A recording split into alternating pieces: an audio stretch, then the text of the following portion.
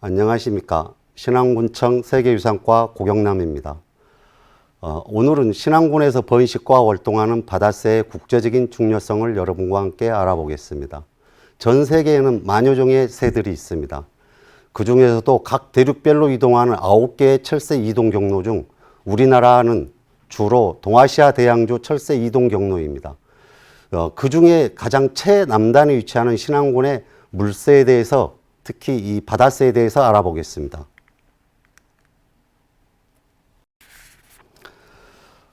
바다새는 먼 거리를 이동합니다. 특히나 우리 신안군을 중간 기착지로 하는 이 바다새들은 짧게는 3,000km, 길게는 12,000km의 먼 거리의 여정을 시작합니다. 특히 이 바다새들의 주요한 특징들은 왜 신안군의 섬들을 이용하는가입니다.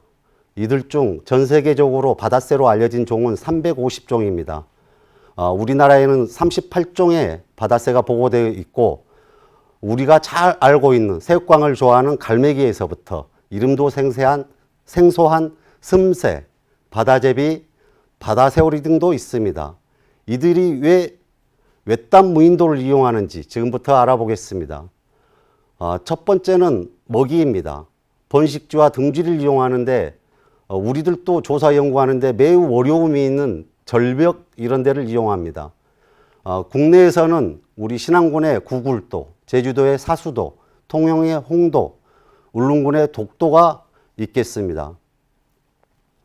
특히 이 바다새들은 일부 일처제로 통상적으로 5년 이상 성체로 자랐을 때만이 번식이 가능합니다. 그때부터 짝짓기를 해서 약 30년간을 번식을 하고요. 번식과 양육은 바다새들은 산새들과 다르게 약 60일간, 바다새들은 4주간의 번식을 합니다. 그렇지만 육지새들은 알을 6개에서부터 10개까지 다양하게 많은 수를 알을 낳고요. 또 매일매일 매 시간마다 먹이를 주지만 바다새들은 먼 바다에서 먹이 활동을 하기 때문에 어린 새들에게 한밤중에 먹이를 줍니다. 그러다 보니까 비만과 기아를 연속적으로 반복하고 있습니다. 다음에 그 바다새의 특징들을 다시 한번 보겠습니다. 독립을 위해서는 방금 전에 말씀드렸던 기화와 비만을 연속해서 새끼들은 경험하게 됩니다. 맨 첫 번째 사진을 보시면 아주 작은 아기새입니다. 두 번째는 점점 체중이 증가해서 중간 정도의 체중이 됩니다. 그 다음은 어미새보다 훨씬 큰 비만의 단계로 들어섭니다. 마지막은 어미새와 동일한 새의 그 크기를 갖습니다. 이 그래프를 보십시오. 약 60일에서 70일간의 육아기를 거쳐서 작은 새에서 비만까지 오는데 60일이 걸리고, 다시 체중을 줄이는데 약 열흘에서 15일 정도가 걸립니다. 그러면은 대체적으로 이동하는 시기가 되겠습니다. 우리 신안군에는 두 군데 주요한 바다새 서식지가 있습니다. 목포에서 거리는 56km 떨어져 있는 비근면 7, 8도, 그리고 흑산면 가거도리에 속해 있는 부속도서인 구굴도가 있겠습니다. 거리는 150km입니다. 구굴도의 전경입니다. 가장 아래쪽에 있는 곳이 소구굴도, 가운데 있는 게 대구굴도, 맨 위에 있는 게 계린도입니다. 여러분들이 또 하나 여기의 특징은 소구굴도 끝단에 있는 쪽이 대한민국의 영해 기점이 되겠습니다. 다음은 비근면 7, 8도에 소속되어 있는 섬입니다.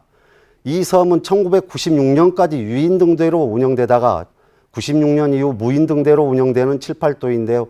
여기에도 주요한 바다새 번식지면서 천연기념물로 등록되어 있는 섬이기도 합니다. 이 두 곳의 섬들 중에 번식하는 바다새 두 종류를 알아보겠습니다. 바다 왼쪽에 있는 바다새오리입니다. 오른쪽은 뿔새오리고요. 바다새오리는 약 부리 쪽으로 대부분 구분하는데요. 우측에 있는 건 부리가 회색이고요. 왼쪽에 있는 부리는 아직 잘 안 보이지만 사진상으로는 약간 노란색을 띤 핑크색으로 보이게 됩니다. 보시면 어린 새들을 보실 수가 있는데 어린 새로는 종을 구분하기가 쉽지가 않습니다. 뿔새오리에 대해서 자세히 알아보겠습니다. 이 뿔새오리는 생태가 거의 알려지지 않는 신비한 새로 지금까지 알려져 있고요. 지구상에 약 5천 마리가 생존한 국제적인 멸종위기종이기도 합니다. 한국과 일본에서 주로 번식하고요. 일본에서는 비로지마에서 무인도에서 번식합니다. 국내에서는 1983년 신안 구굴도에서 처음 번식이 확인된 이후 2000년대 독도, 마라도, 백도에서 번식이 확인되었습니다. 이 뿔새오리는 육지와 먼 무인도서의 절벽 바위 틈 등지를 선호하고 두 개의 알을 일주일 간격으로 산란하여 약 30일간의 포란 이후 부화를 한 다음에 약 60일간 육아기를 거쳐서 부화와 동시에 하루에서 이틀 사이에 절벽을 낙하하듯이 떨어져서 바다로 이동합니다. 이 뿔새오리의 영상을 한번 보시겠습니다. 여기는 신안 구굴도입니다. 주로 밤에 활동하는 뿔새오리입니다.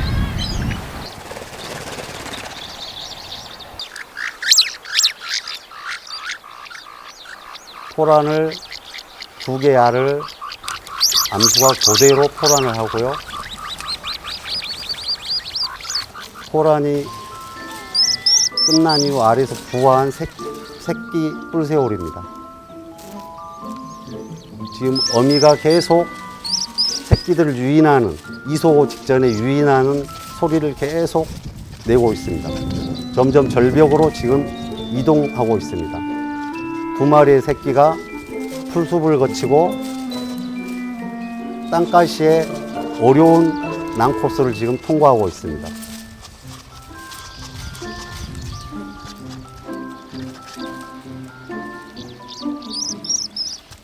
벼랑에서 저렇게 굴러서 죽지 않는 이유는 어린 새의 뽀송뽀송한 솜털이 충분하게 저 충격을 완화시켜 줄 수 있기 때문에 과감히 절벽 아래로 돌진하는 겁니다. 또한 어미가 끊임없이 바닷가에서 이쪽으로 오라고 소리를 계속 쏭을 내죠.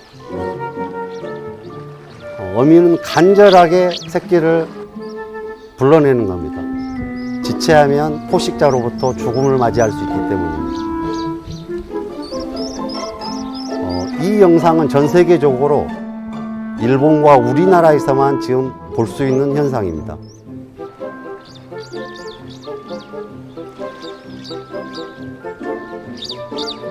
과감히 돌진하죠. 사람은 절대 저렇게 할 수 없습니다. 겁이 많아서. 어미가 바다 위에서 새끼를 계속 부르면서 기다리고 있는 중입니다. 이제 거의 도착했습니다. 바닷가에. 곧바로 어미한테 돌진해 갑니다. 이들은 이렇게 모여서 먼 바다로 이동해서 해양의 어린 치어들, 물 위에 떠 있는 어류들을 주로 포식자로 먹이로 활용합니다.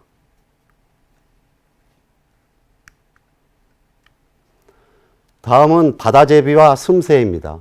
여기 여러분들 화면에 보시면 코가 이상하게 생기지 않았나요? 저걸 전문가들은 광코라고 합니다. 이들이 바다에서 생활하기 때문에 바다에는 뭘로 이루어져 있죠? 나트륨. 말 그대로 짠물입니다. 그 짠물을 걸러내는 기관입니다.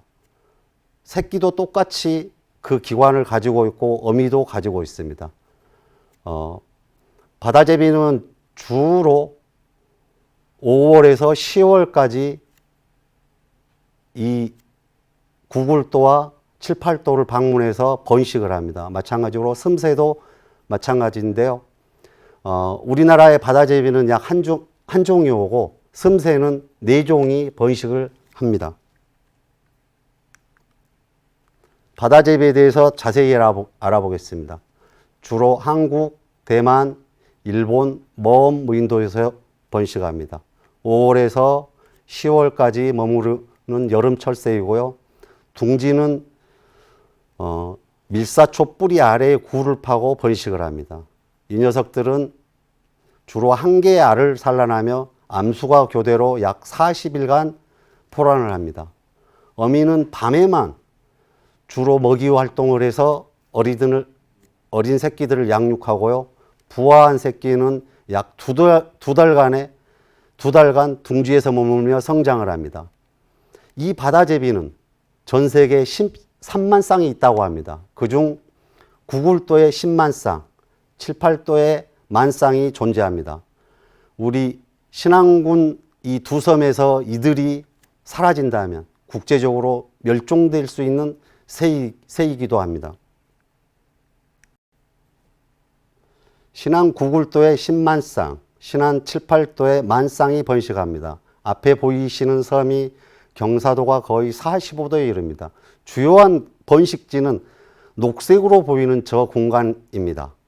전 세계 개체군의 80% 이상 이 두 섬에서 번식함으로써 이들을 지키기 위해서 우리 신안군은 90년대에서부터 2000년대까지 끊임없이 대학과 전문연구기관과 협업해서 지금까지 이 새들의 개체수의 집단 번식지를 잘 관리하고 있습니다. 여기는 7, 8도가 되겠습니다. 주요한 밀사초의 군락지를 보시겠습니다.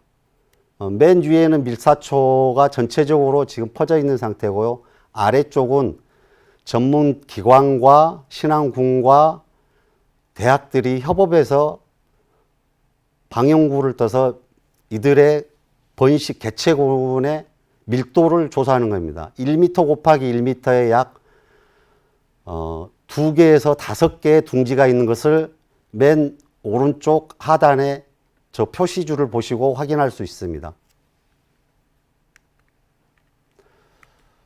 이들에게도 어려움은 있습니다. 항상 자연은 관대한 법이 없습니다. 지금 보이시는 곳은 7, 8도인데요. 과거에는 땅가시나무가 이들을 괴롭혔다면 지금 현재는 새무릎풀이 이들을 괴롭히고 있습니다. 이들은 9월 중순에서부터 10월 말까지 어린 새들을 육아를 마치고 이동 시기에 이들 새무릎풀도 이렇게 보시면 열매가 맺혀서 대부분의 열매는 하늘을 쳐다보고 열리는 것에 반해서 이 친구들은 땅을 향해서 열매가 뻗어 있습니다. 그러다 보니까 저 바다제비는 날개가 새무릎 저 씨앗에 걸려서 죽게 됩니다. 저희들이 이걸 최초에 확인한 건 2007년부터였고요. 이렇게 많은 개체군이 사망을 합니다. 방금 전에 설명드렸던 7, 8도의 1만 쌍이면 2만 개체인데요. 이 중 저희들이 조사한 사망 개체수는 1000개체입니다. 개체군의 5%가 저 새 무릎풀에 의해서 죽습니다. 이들의 죽음을 예방하기 위해서 다양한 방법을 모색했습니다. 이 방법을 쓰기 이전에 저희들이 제초제도 시험 살포해봤고 짠 바닷물을 새무릎풀에 뿌려보기도 했고 직접 뽑아서 관리도 해봤고 근데 최종안은 밀사초를 키워서 새무릎풀을 뽑아낸 자리에 이식하는 방법이 가장 옳은 방법이었습니다. 그 방법을 꾸준하게 지난 10년 동안 저희들이 해왔고 지금은 성공적으로 활착률이 아주 높아져서 다음에 보시는 모습입니다. 우측 그래프를 보시면 꾸준하게 바다제비가 사망하는 개체군이 줄고 있다는 걸 확인할 수 있고 오른쪽을 보시면 2년간의 이식 기간을 보면 이식을 한 이후에 밀사초가 완벽하게 새무릎풀을 밀어내고 덮고 있는 모습을 볼 수 있습니다. 그래서 더 이상의 피해는 없도록 전문기관과 신안군, 국립공원 이렇게 계속해서 지금 협업을 하고 있습니다. 이들의 보호관리를 위해서 국제적인 조사를 올해부터 시작했습니다. 호주의 연구자와 서울대 신안군에서 지금 연구조사를 하고 있고요. 우측에 보이시는 조그만한 저 부속품들이 지오로케이션입니다. 저 지오로케이션은 저렇게 등치가 작은 친구들한테는 GPS 유성 추적기를 부착하기 어렵기 때문에 허벅지 쪽에, 다리 우쪽에 부착하는 건데요. 저 지오로케이션은 매 시간마다 위치를 기록합니다. 번식이 끝나면 호주 월동지로 이동해서 이듬해 다시 5월 달에 왔을 때 재포획을 해서 다시 회수한 다음에 그 위치들을 컴퓨터에 넣어서 분석을 해보면 이 친구들이 어디를 들렸다, 어디로 해서 경로를 따라가는지를 추적하는 장치가 되겠습니다. 그래서 내년까지 호주와 국제 공동조사를 진행할 예정입니다. 여러분, 가장 큰 화면의 바다제비 다리를 한번 봐주십시오.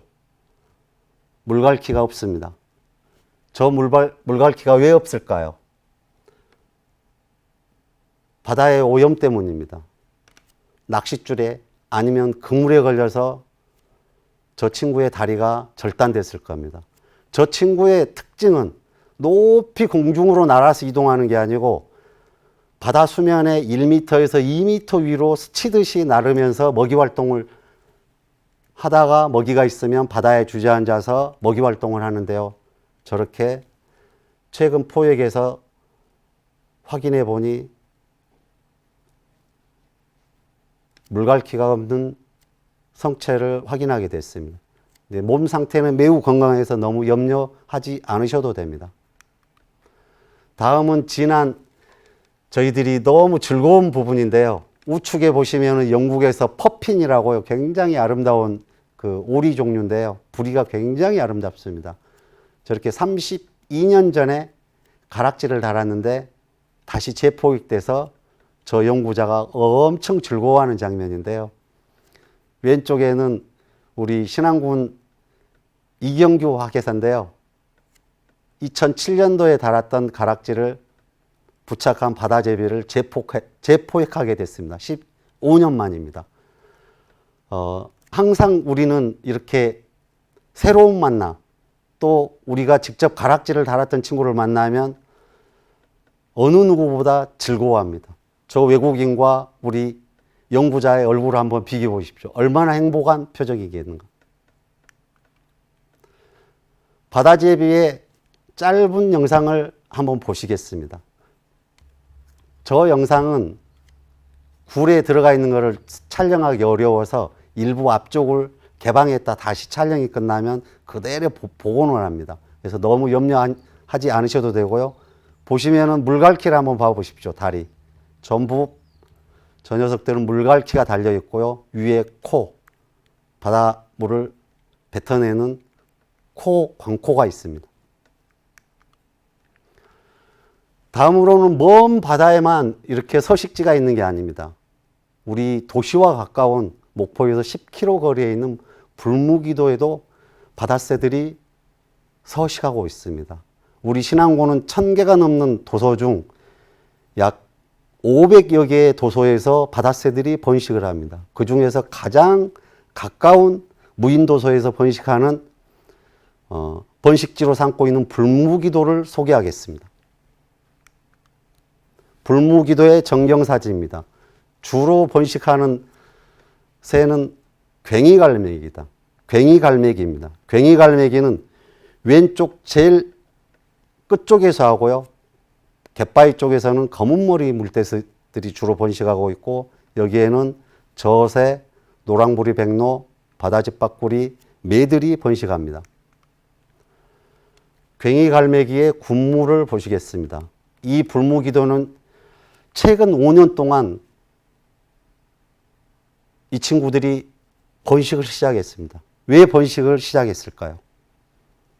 그건 이 주변의 무인 도서 주변의 생태 환경이 매우 뛰어나기 때문에 그렇습니다. 이 주변에 먹이들이 풍부하게 있는 데서 이들이 이 불무기도 무인 도서를 번식지로 활용하게 되는 것입니다. 괭이갈매기는 주로 2개의 알을 이렇게 굴이 아닌 야외에서 번식을 합니다. 괭이갈매기, 왜 괭이갈매기라고 했을까? 여러분들이 나중에 보실 동영상에서 보시면 이 괭이갈매기의 명칭에 대해서 아, 그렇구나를 확인할 수 있습니다. 어떻습니까? 고양이 소리, 울음소리가 나지 않습니까? 여러분들의 할머니, 할아버지들은 고양이를 괭이 이렇게 부릅니다. 시골에서는. 그래서 괭이갈매기라는 명칭을 얻고 있고요. 대한민국에서 가장 도시에서 가까운 지역의 번식지입니다. 엄청난 소리죠?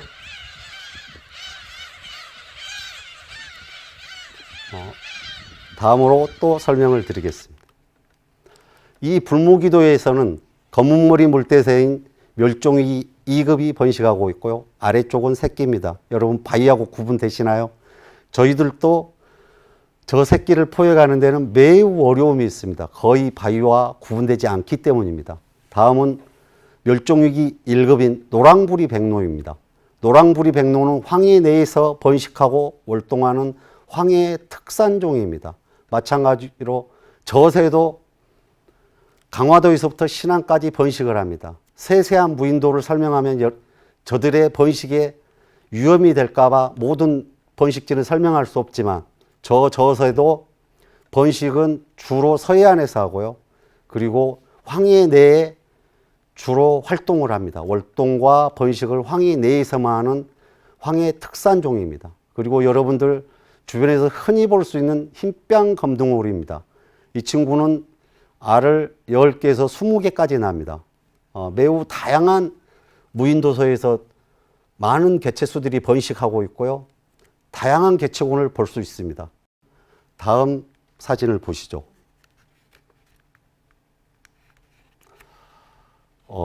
매입니다. 하늘의 제왕인 매는 모든 무인도서에서 번식하지 않습니다. 이 새는 광범위한 먹이 사냥터를 이용하기 때문에 많은 수의 무인도서에서 번식하지 않고 제한되어 있는 무인도서에서 번식을 합니다. 밑에는 상당히 큰 어린 새입니다. 그리고 다음 새는 칼새입니다. 이 친구는 한 달 동안의 번식철을 제외하면 1년 중 11개월 동안 하늘에서 먹이, 잠자리, 육아 모든 것을 해결합니다. 그리고 유일하게 신안 7, 8도에서 아래 화면에 알을 2개 보실 수 있는 저 번식 장면을 연구할 수 있는 유일한 장소가 되겠습니다. 그리고 바다새 중에서 최고의 명창인 바다집박부리입니다. 위에는 수컷, 아래는 암컷인데요. 여러분들이 갯바위에서 저 청아한 목소리가 들리면 대부분 저 바다집박부리라고 생각하시면 됩니다. 이상으로 수요일엔 바다톡톡 마치겠습니다.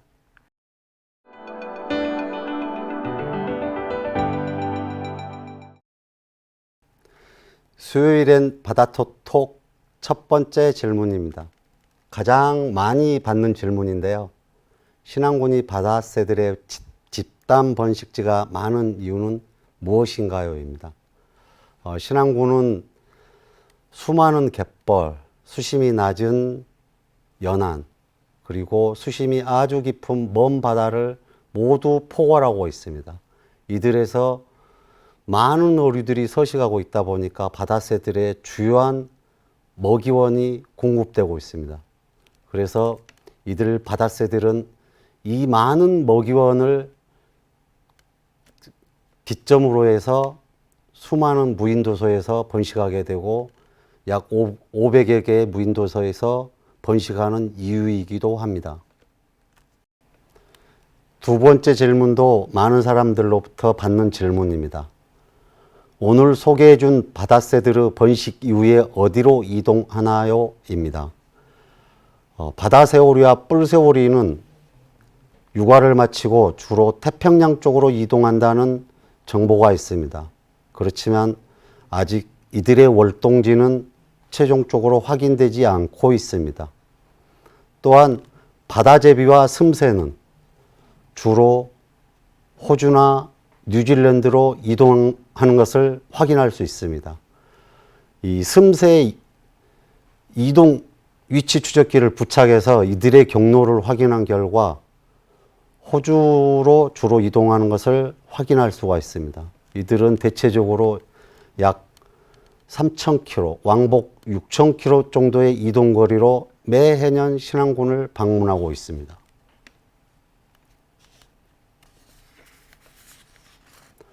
세 번째 질문입니다. 바다새의 개체수는 지속적으로 감소하고 있다고 하는데 가장 큰 감소 이유는 무엇인가요? 지금까지 약 20여 년의 바다새를 연구 조사해 오는 과정에서 인간의 탐욕이 이들의 감소 요인의 가장 큰 원인이고요. 그 탐욕의 첫 번째는 인간이 지속적으로 배출하는 해양 쓰레기입니다. 이 쓰레기를 지금부터 감소시키지 않는다면 이들 바다새는 앞으로 영원히 우리 곁에서 볼 수 없는 새들이 될 수도 있을 것입니다.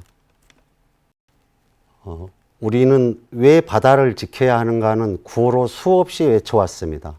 이들 바다새들이 사라지면 인간도 결코 이 지구상에 존재할 수 없는 공존의 길을 같이 가야 합니다. 지금 늦었다고 생각하시지 마십시오. 지금부터라도 바다를 지키면 인류가 영원히 이 지구에서 바다새와 공존할 수 있습니다. 감사합니다.